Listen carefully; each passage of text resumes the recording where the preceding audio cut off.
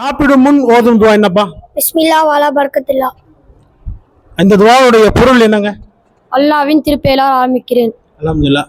சாப்பிடும் முன் இப்ப நம்ம துவா ஓத மறந்துட்டோம் அப்படின்னு சொன்னா என்ன துவா ஓதணும்? பிஸ்மில்லாஹி அவ்வலஹு ஆஹிரஹு.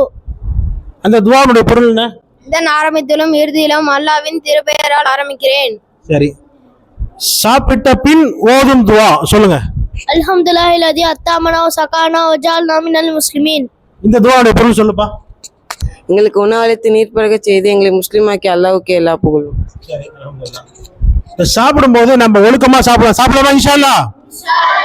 சாப்பாட்டினுடைய உணவனுடைய சுன்னத்துகள் சொல்லுங்க.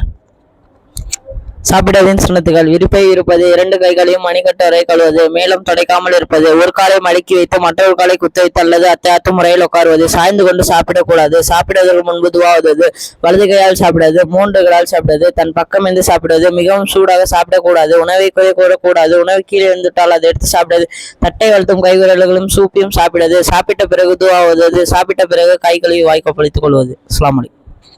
மாஷா அல்லாஹ். இப்ப நம்ம தண்ணி குடிக்கிறோம், தண்ணீர் குடிக்கக்கூடிய சுன்னத்துகள் சொல்லுங்க.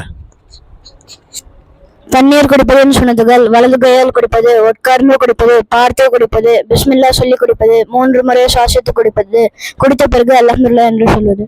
சரி, இப்ப இதுதான் சுன்னத்துகள். சரியா? சாப்பிடும்போது பேண வேண்டிய சுன்னத்துகள் பேணி சாப்பிடணும். அதே மாதிரி தண்ணி குடிக்கும் பொழுது நாம பிஸ்மில்லான்னு சொல்லி தண்ணி குடிக்கணும்.